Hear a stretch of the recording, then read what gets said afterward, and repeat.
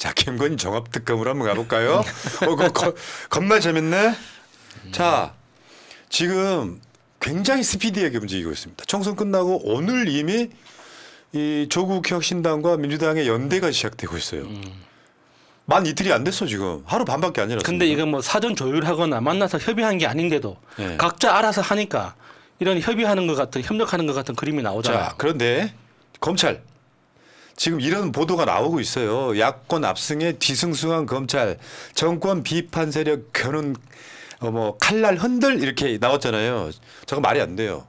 예를 들어 민주당 뭐 선거법 위반 등으로 수사를 할 게 민주당이 과반에서 한 두세 석 많다 이런 상황이면 상관없지만 그러면요 국회는요 국회 대통령을 제외한 모든 공무원의 탄핵은 과반이면 돼요. 정치적으로 써먹으면 바로 쓰면 되는데 어떤 검찰 미친놈이 야 이거 뭐 예를 들면 이재명 대표 더 수사하자 뭐 이렇게 가능하겠어요? 불가능해. 지금 공무원들은 인생 조지는 수가 있어. 특히 검찰은 인생 조지는 수가 있어. 오늘 그 김용민 의원의 SNS 한번 보겠습니다. 총선 끝났으니 검찰의 시간? 검찰에 의한 의원수 조정이 있을 거란 우려가 있습니다. 하지만 검사 탄핵의 시간이 안 끝났으니 정치적 수사, 기소는 꿈도 꾸지 마시길 경고합니다. 그러니까 이게 비슷비슷하게 끝났다면 그게 가능해요. 국민의힘이 과반 갖고 있다면 가능한데 야권이 거의 3분의 2를 갖고 있잖아요. 그럼 불가능해요. 검사들이 안 움직일 거예요. 거기다가 그 조국 혁신당하고 민주당이 공통으로 내놓은 그 공약, 대표 공약 10가지 중에 검찰 개혁 그 완성이 있습니다. 그게 무슨 말입니까? 그러니까 수사권을 완전히 분리한다는 뜻이잖아요. 이제 기소청으로 가는 그렇죠. 거예요. 기소청으로 가야죠. 그러면은 검사들이 여기에서 안 해도 될 짓을 했다가 직업 잃고 연금 잃고 변호사 그 개업할 그 자격까지 잃게 되면 그게 무슨 망신입니까? 그런 짓을 할 리가 없죠. 똑똑한 사람들인데. 어제 그 우리 진영의 쉐빙선이 바로 검찰청 앞으로 갔죠. 김건희 수사해라. 이게 공정한 수사해라라는 메시지하고 딱 찍어서 김건희 수사해라는 메시지는 김건희 특검 밑발 깔기예요. 마지막 기회를 주겠다. 김건희 수사해. 불러. 이거 어마어마한 압박이 될 거예요. 메시지 한번 볼까요? 한번 읽어봐요. 검사의 자존심을 지키시길 바랍니다. 예전 같으면 평검사 회의가 수차례 열렸어야 하는 거 아닙니까? 왜 검찰 출신 대통령과 검찰 지도부가 검찰 조직 전체를 망가뜨리는 꼴을 보고만 있습니까? 자, 대통령 부인 김건희 여사 종합특검법을 민주당과 협의해 신속하게 추진할 것입니다. 검찰이 수사에 나서지 않는다면 김 여사는 특검의 소환 조사를 받게 될 것입니다. 다시 한번 말씀드립니다. 김건희 여사를 즉각 소환해 조사하십시오. 그러니까 지금 윤석열은 아까 말씀드린 최상병 특검도 고민인데 요거는 사실은 그 윗선 윤석열을 향하고 있는 거거든요. 검찰한테 야 김건희 지금 수사 몇 년째 수사 안 하는 거야. 소환 한 번도 안 했잖아. 근데 옛날 같으면 검찰이 즉각 반박했겠죠. 수사하고 있다. 지금 아무 말도 못하고 있어요. 고민스러울 수밖에 없잖아. 원서가 내가 너보다 형이니까 말 내릴게. 원서가 영원히 너 공무원 하는 거 아니야. 탄핵될 수도 있어요. 그러니까. 탄핵되면 5년 동안 변호사 개업을 못 해요. 윤석열이가 끝까지 지켜주지 않아요. 저런 캐릭터는 지만 잘 살겠다고 빠져나가지 절대 지켜주지 않습니다. 수사는 계속 하고 있다고는 하지만 우리가 원하는 거는 왜 소환을 안 하느냐, 왜 서면으로만 왔다 갔다 하려고 하느냐. 수사하는 거는 뻔히 알고 있는 것이기 때문에 그 외에는 전부 다 변명이라고밖에 볼 수 없고 오늘 이 기자회견을 총선 바로 다음 날 아침에 대검 앞에서 한 거예요. 사실 검찰 입장에서는 진짜 이것에 대한 의미를 잘 알고 있을 거라고 생각합니다. 그러니까 이게 이런 거예요.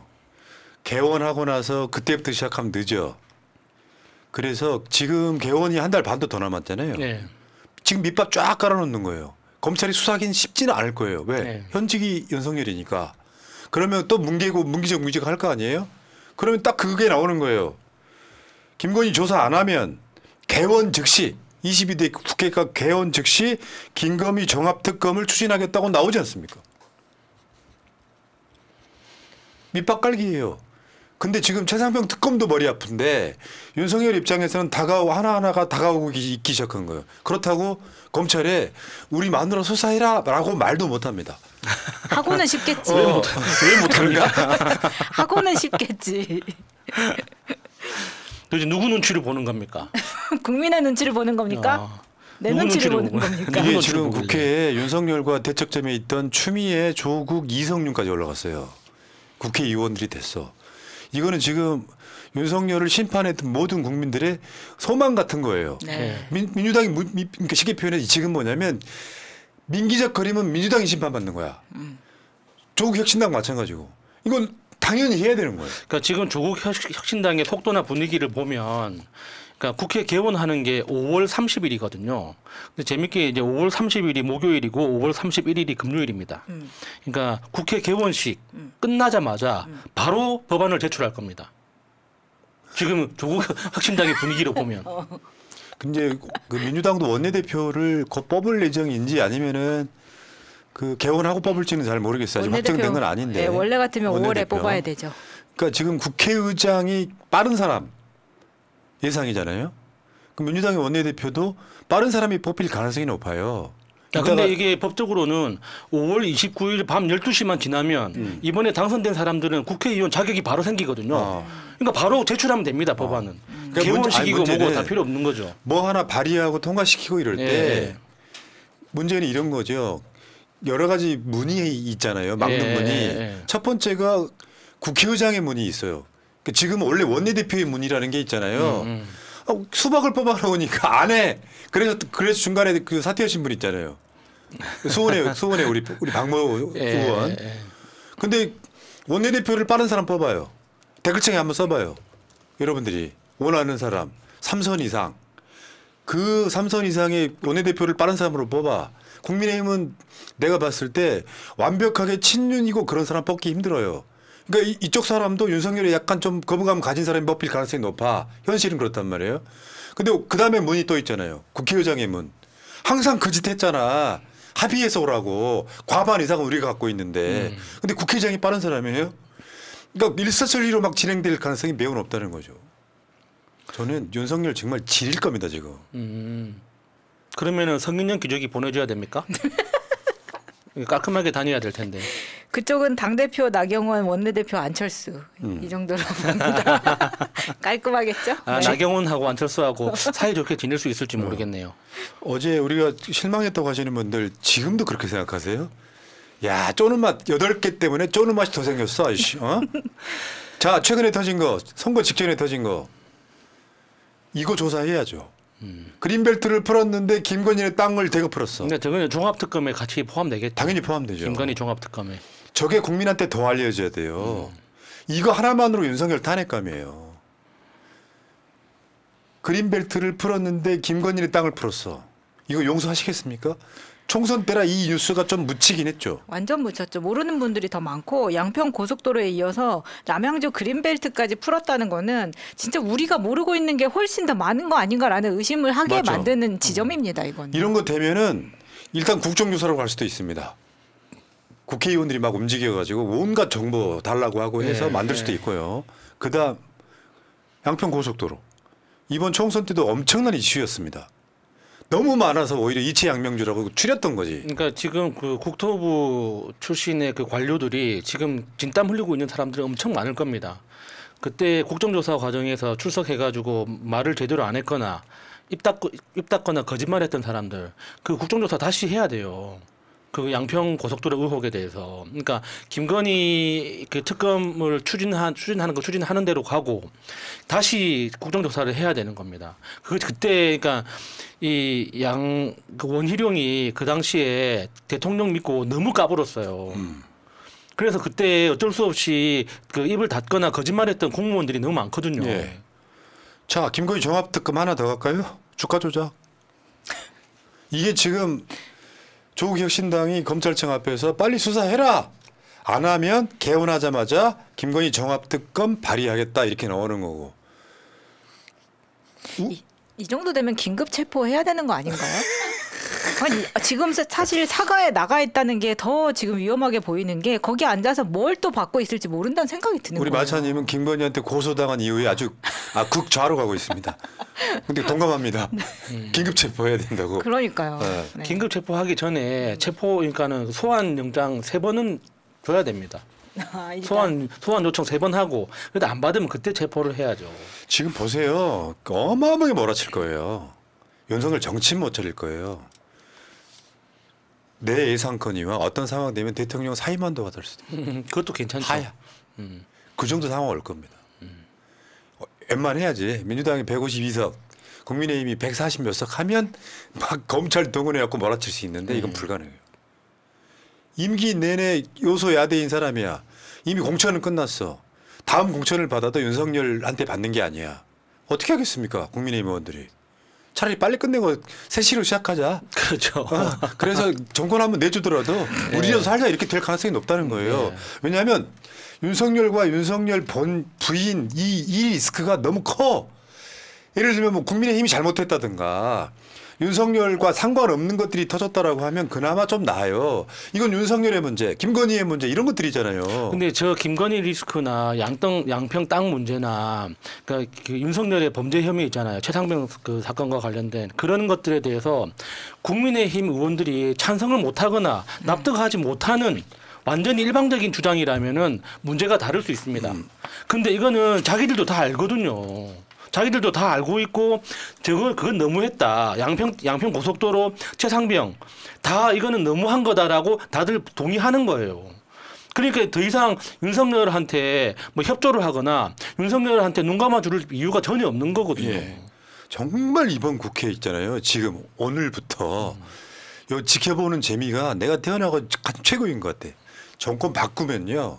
기쁘기보다는 책임감이 생겨요. 나도. 심리적으로. 이번에 근데- 그 공천할 때처럼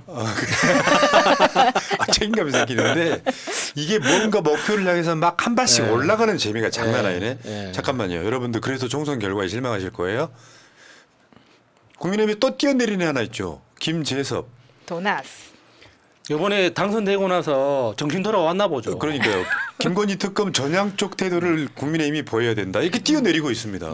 본인 오늘 인터뷰에서 보면은 그 김건희 특검에 본인은 찬성하겠다는 식으로 이야기를 하더라고요. 그러니까 조만간 김재섭은 민주당으로 와도 뭐 딱 이상하지 않아요. 근데 김재섭이는 또 저 이준석 그쪽 과잖아요. 네. 그러니까 내가 봤을 때 뛰어내릴 사람 많아. 내가 그 국민의힘 국회의원들 당선된 사람 명단을 쭉 봤더니 뛰어내릴 가능성이 있는 사람이 50명 정도 돼요. 거대 야당. 예. 뭐 윤석열이 이제 정말 앞으로 밖으로 나오기도 힘들 상황이 되게 올 것 같습니다. 근데 여기서 이제 풀어나가는 게 그 윤석열한테 그냥 내가 조언 하나 할게요. 뭐냐면 일단 첫 번째 푸는 단추가 이재명 대표 만나는 거예요. 잘 풀릴지 모르겠습니다만 이재명 대표를 만나는 거예요.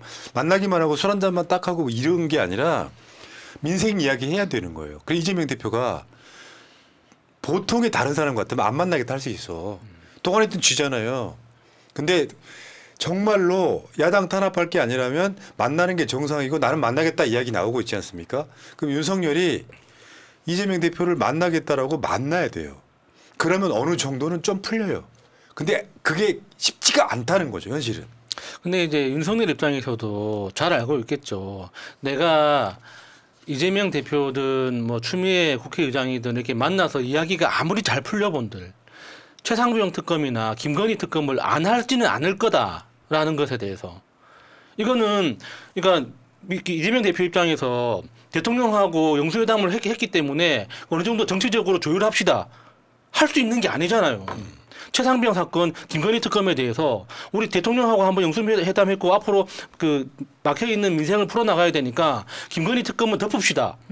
이렇게 할 수 있습니까 그게?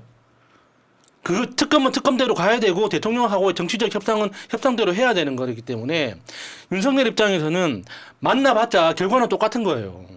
왜 만나겠습니까 그러니까. 이렇게 될 것 같아요. 김건희 종합특검은 분명히 발의가 될 겁니다. 윤석열이 이거는 거부권 행사하려 될 겁니다. 김건희 종합특검에 대해서 윤석열이 거부권 행사했을 때 탄핵 사안이라고 봐요.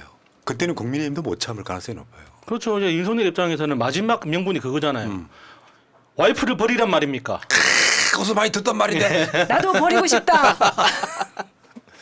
쉽지 않죠. 왜냐하면 그 김건희 비리의 숙주가 윤석열이었거든요. 네. 그래서 김건희가 지금 재산을 공식적으로만 70억 넘게 갖고 있고 실제로 김건희 회사가 갖고 있는 땅만 해서 한 300억 가까이 된다는 거잖아요. 가지고 있는 땅만 최소 그 모든 것의 숙주가 윤석열이었기 때문에 결국 김건희 특검도 윤석열의 문제입니다.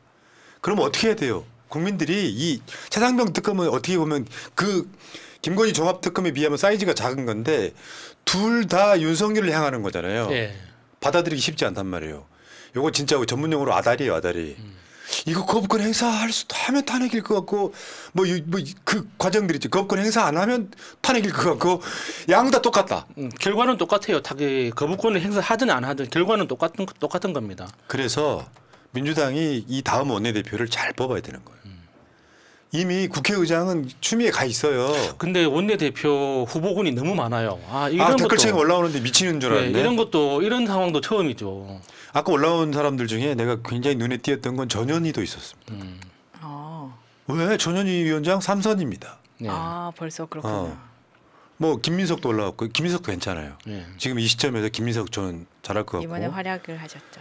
근데 김용민 물론 이제 재선도 할 수 있다 이 분위기가 만들어지면 할 수도 있겠지만 아마 민주당이 지금 민영배 의원도 지금 그저 재선이네요. 뭐 재선이긴 한데 민주당 원내대표 이야기가 나옵니다. 근데 그거는 이제 다 우리가 함합형일 뿐이고 어차피 실제로는 투표권이 4선, 없으니까. 3선 정도가 할 거라고 보는데 현실은 네. 그 사람 중에 빠른 원내대표를 뽑아야 돼요. 민기적 거리면 절대 안 됩니다. 근데 그것부터 시작하는 거지. 민주당 원내대표를 누구로 뽑느냐.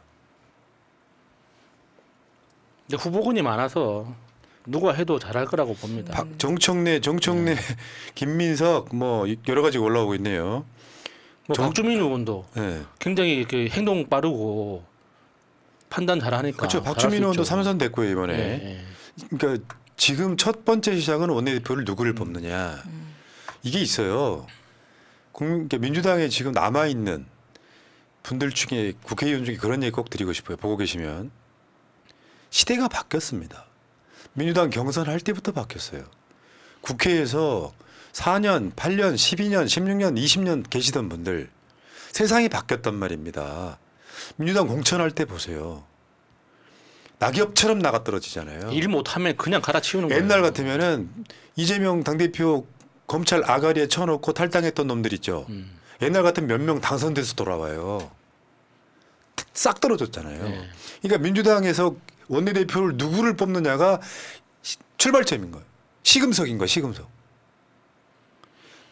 이 사람들을 민주당 사람들이 민주당 국회의원들이 원내대표를 누구를 뽑았는지를 보고 국민들이 그거 평가하는 거예요. 요즘은 다 알고 있어. KBS 안 보잖아요. KBS 개표 방송이 실 동접자가 8,000명이었다는 거예요. 안 보는 거예요. 안 보는. 역시 박민의 방송 확실히 뭔가 급이 다르네요. 그 상황들이라는 말씀을 드리면 어떤 생각이 드십니까? 민주당이 이런 모든 것들을 받아 안아야 돼요. 말하자면 당원과 지지자들과 거의 동기화가 100조 같이 돼야 된다고 생각해요. 전체적으로 봤습니다. 그 빠른 민주당이 돼야 된다. 그래서 공천 물갈이를 우리가 했지 않습니까? 느려 터진 놈들, 수박 놈들은 다 쫓아냈잖아요. 그리고 남아있는 몇 사람 안 되는 사람들은 당원들 눈치 엄청 볼 수밖에 없을 거예요. 고민정 같은 소리 앞으로 안 나올 겁니다. 나오는 순간 내가 봤을 때 장부에 기록되는 거죠. 원내대표가 제일 중요하다. 그러면 내가 봤을 때는 윤석열 저는 임기 못 채운다는 게 제 생각이에요. 김건희 특검 받아줄 수도 없고 안 받아줄 수도 없고. 진짜 이런 상황이 되고 나니까 윤석열 건강이 걱정되기 시작하네요. 쫓겨날 때까지 건강해야 될 텐데. 자, 여러분과 함께하는 새날 방송입니다. 이래도 총선 졌다고 생각하십니까? 내가 대선 이후에 지금 대선 때 그 안갚음을 하는 그런 느낌입니다. 대선 딱 윤석열 당선되자마자 제일 먼저 나왔던 아젠다 지금도 기억합니다. 대학 등록금 인상이었어요. 아 그리고 그 개표 방송할 때 제가 이제 부산 그 선거 결과를 두고 엄청 화를 냈는데 이 자리를 빌어서 사과드립니다. 왜요, 갑자기? 그것도 대한민국의 일부고 우리가 앞으로 같이 살아나가야 될 우리 시민들 아니겠습니까? 그리고 요번에 이제 투표 그 결과를 좀 자세하게 분석해 보니까 득표율은 역대 최고입니다.